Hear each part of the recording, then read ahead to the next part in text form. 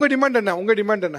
இப்ப பொண்ண டாக்டருக்கு படிக்க வச்சிருக்கோம்னா பையனும் அந்த அளவுக்கு படிச்சிருக்கணும் இல்லைங்க சார். ஒரு சிம்பிளா ஒரு டிகிரி நல்லா எப்படிங்க சார் முடியும்? ஓரளவுக்கு படிச்சிருக்கணும். அப்புறம் பொண்ணு நம்ம வீட்லயே கொஞ்சம் செல்லமா வசதியா வளர்ந்துருச்சு இல்லைங்க சார். அதுக்கு வேணுங்கிற அளவுக்காவது வசதி வேணும் இல்ல சார். வெளியில போயிட்டு வர்றாங்க அப்படி இப்படின்னாலாம் ஒரு கார் வேணும் இல்லைங்க சார். அப்புறம் அவங்க நம்ம வீட்ல ஓன் ஹவுஸ்ல தான் இருக்காங்க. கண்டிப்பா வேணும் இல்லைங்க சார். அப்ப அதுக்கு தகுந்த மாதிரி பினான்சியல் ஸ்டேட்டஸ்லயும் அவங்க இருக்கணும். இப்ப நீ சொன்னீங்க வீடு வேணும் கார் வேணும்னு.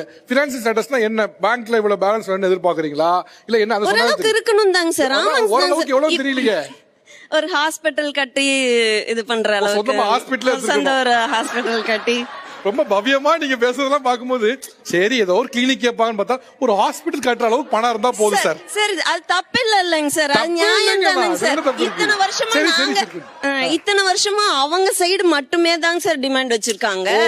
இது வரைக்கும் நீ வாங்கிட்டு இருந்த, இது ஏன் டர்ன்ரா, இனிமேல் நான் வாங்குறேன்.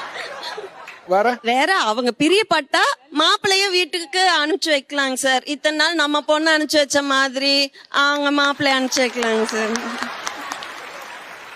வாழைப்பழத்துல ஊசி ஏத்துற மாதிரி ஒரு சொந்த வீடு சொந்த காரு எவ்வளவு பவ்யமா கேக்குறீங்க சார். பொண்ணை செல்லமா வளர்த்திட்டோம் இல்லைங்க சார். இவங்க எப்படி வளர்த்தி இது பண்ணாங்களோ இவங்களுக்கு ஒரு ஆசை இருக்கு இல்லைங்க சார். பையன் வந்து நம்மள பாக்கணும், இப்படி எல்லாம் இருக்கணும். பையன் வந்து ஒரு பையனை படிக்க வச்சிருக்கோம், இவ்வளவு பெரிய வேலையில இருக்கிற அப்படி பையன் நம்மள இப்படி பாத்துக்கிற அப்படின்றது காலங்காலமா இவங்க தான் சார் அனுபவிச்சுட்டு இருக்காங்க. எங்களுக்கு அது இல்லவே இல்லைங்க சார்.